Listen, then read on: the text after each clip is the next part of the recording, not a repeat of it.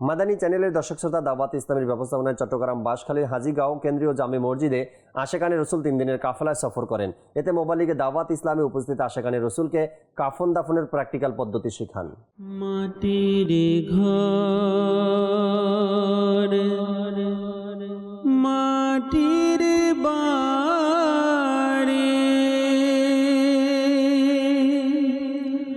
মাটির হবে বিছানা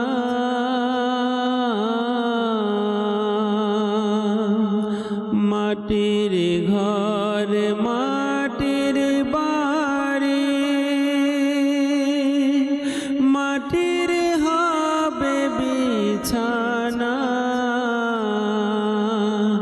আসছো একা যাইবা একা সঙ্গে কেহ যাবে না আসছো একা যাইবা একা সঙ্গে কেহ যাবে না।